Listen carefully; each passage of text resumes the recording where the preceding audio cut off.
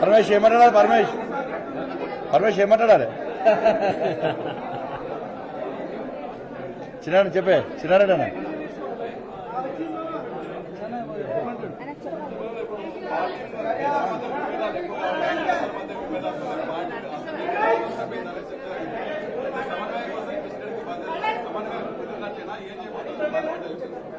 ఇప్పుడు లోపల జరిగింది మీకు తెలుస్తుందన్నా? అసలు చర్చనే జరగాలి లోపల. భారతీయ జనతా పార్టీ ఇవాళ జరిగినట్టు సమావేశ వివరాలన్నీ కూడా రాష్ట్ర అధ్యక్షులు కిషన్ రెడ్డి గారు ఎవరో ఒకరు బాధ్యత అప్పచెప్తారు. జరిగిన విషయాలను కూడా వాళ్ళు మీడియాకు స్పష్టం చేసే ప్రయత్నం చేస్తారు. ఆ బాధ్యత నాది కాదు. ఈరోజు భారతీయ జనతా పార్టీ ఏ సమావేశం నిర్వహించినా కూడా రాబోయే రోజుల్లో పార్టీని ఏ విధంగా ముందుకు తీసుకుపోవాలి, పార్లమెంట్ ఎన్నికల్లో భారతీయ జనతా పార్టీ అత్యధిక స్థానాలు ఏ విధంగా గెలిపించుకోవాలని చర్చ జరుగుతుంది తప్ప వేరే విషయాల గురించి చర్చ జరగదు. దాంతో ఆ విషయాలు చర్చించి మేము టైం వేస్ట్ చేసుకోం. బట్ ఏం చర్చ జరిగింది ఏదైనా విషయాలు ఆల్రెడీ ఎవరికొరు బాధ్యత స్పోక్స్ పర్సన్సా, రాష్ట్ర ప్రధాన కార్యదర్శుల, సీనియర్ నాయకులు ఎవరికొరికి బాధ్యత అప్పచెప్తారు, వాళ్ళు చెప్పే ప్రయత్నం చేస్తారు.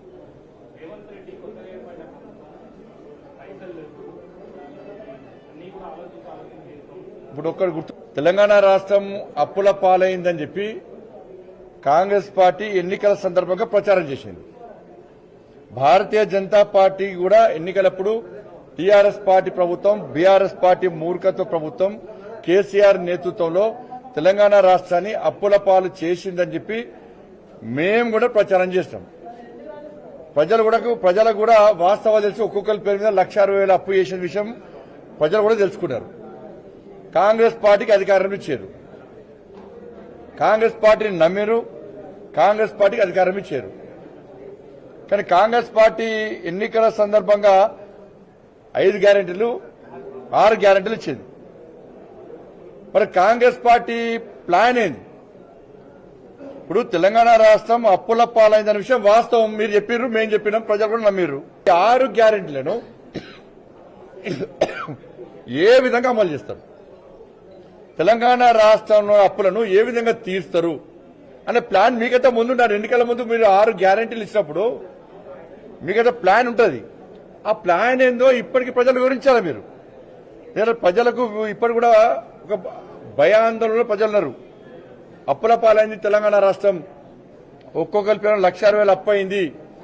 ఈ అప్పులు కాంగ్రెస్ పార్టీ ఏ విధంగా తీరుస్తుంది అని చెప్పేసి ప్రజలు ఒక వేచి చూస్తా ఉన్నారు. దాన్ని పట్టించుకోకుండా కాంగ్రెస్ పార్టీ పార్లమెంట్ ఎన్నికల వరకు కూడా 6 లక్షల కోట్ల అప్పు చేసింది, 6 లక్షల కోట్ల అప్పు చేసింది అని చెప్పి టైంపాస్ చేస్తూ కాలం వెలుగుచ్చే ప్రయత్నం, ఒక ప్లాన్ కాంగ్రెస్ పార్టీ చేస్తున్నది. కానీ ప్రజలు కాంగ్రెస్ పార్టీ యొక్క ప్లాన్ గుర్తిస్తున్నారు. కానీ కాంగ్రెస్ పార్టీ ప్రజల విశ్వాసం చూరగొండాలంటే ఇప్పటికైనా కూడా మీ ప్లాన్ ఏంది? 6 లక్షల కోట్ల అప్పును ఏ విధంగా తీరుస్తారు? ఈ 6 గ్యారెంటీలను 100 రోజుల్లో ఏ విధంగా అమలు చేస్తారో మీరు చెప్పాలి. ఇది చెప్తేనే ప్రజలకు మీద విశ్వాసం ఏర్పడుతుంది. మళ్ళీ ఇదే 6 లక్షల కోట్ల అప్పు చేసింది అని చెప్పి మళ్ళీ పోయినసారికి బీఆర్ఎస్ పార్టీ ఫస్ట్ టైం గెలిచాం, మేము కొత్త గెలిచినప్పుడు తెలంగాణ రాష్ట్రము ధనిక రాష్ట్రం, అప్పుడు కొత్త గెలిచాం, మా తెలంగాణ రాష్ట్రం మేము కనీసం సంధానించుకోద్దా అన్నారు. ఇప్పుడు కాంగ్రెస్ పార్టీ కూడా మళ్ళీ ఈ 2 సంవత్సరాలు టైంపాస్ చేసి అరే మొన్ననే కొత్తగా ఏర్పడ్డది సంధానించుకోద్దా అని చెప్పే ప్రయత్నం చేస్తే మాత్రం ప్రజలు విశ్వసించారు. మీదొక జాతీయ పార్టీ, గతంలో ఈ రాష్ట్రాన్ని పాలించినటువంటి అనుభవం ఉన్న వాళ్ళు, మీకు దేశాన్ని పాలించే అనుభవం ఉన్నది. తీరుస్తారు 6 గ్యారెంటీలు ఏ విధంగా అమలు చేస్తారు, మీకు ప్లాన్ ఉంటుంది. ఆ ప్లాన్ ప్రజలకు వివరించి ప్రజల లోపల భరోసా విశ్వాసం నింపాల్సిన బాధ్యత ఉంది. నేను ఒకటే చెప్తున్నా, ఇవాళ సరే పైసలు ఖర్చు లేని పని మీరు చేయాలి. ఫస్ట్ పైసలు ఖర్చున్నదేమో అప్పులు అంటున్నారు.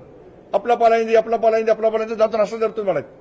అప్పులు ఏ విధంగా తీరుస్తారో మీరు చెప్తే పెట్టుబడులు వస్తాయి.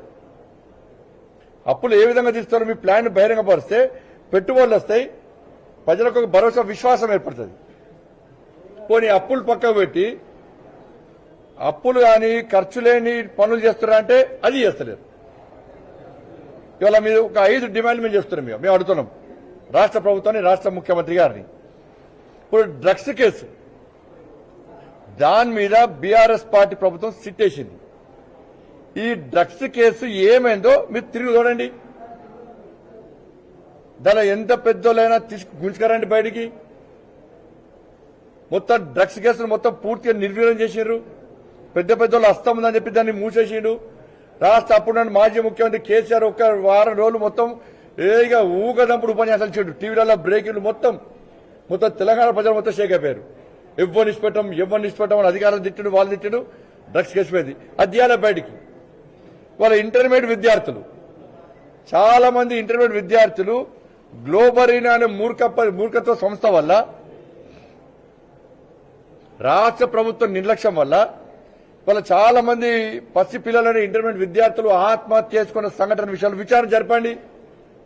దానిలో కేసీఆర్ కుటుంబ సభ్యుల హస్తం ఉంది. దానిలో గ్లోబరీనా సంస్థ వెనుక ఎవరున్నారు? ఎవరి బినామీ సంస్థ? డ్రగ్స్ కేసు మూసేయడానికి కారకులు ఎవరు? గ్లోబరీనా ఇంటర్మీడియట్ విద్యార్థుల విచారణను మూసేసడానికి కారకులు ఎవరు? పట్టుకరండి వాళ్ళను. టీఎస్పీఎస్సీ పేపర్ లీకేజ్ విషయంలో ఎందుకు విచారణ మళ్ళీ కొనసాగిస్తలేరు మీరు? లీకేజ్ కారకులు ఎవరు పిఎల్ ఉన్నారు? టీఎస్పీఎస్సీ కేసును నిర్వీర్యం చేసింది ఎవరు? నిర్వీర్యం చేసే వ్యక్తులను కూడా మీరు విచారణ జరపాలి. 317 జీవోను సవరించరా? చెట్టుకోరు పుట్టకోరై ఇప్పటి కూడా ఉద్యోగస్తులు ఇబ్బంది పడుతున్నారు. వాళ్ళ ఉపయోగం తీసుకోండి. దానివల్ల లాభపడితే వాళ్ళని కొనసాగించండి, సవరించండి వాడిని. ఇవాళ ఇప్పటి కూడా చాలా మంది ఉద్యోగస్తులు, ఉపాధ్యాయులు అందరూ కూడా ఇబ్బంది పడుతున్నారు 317 జీవో వల్ల. దాన్ని మీరు సవరిస్తారా? ఖర్చు లేని పని అంత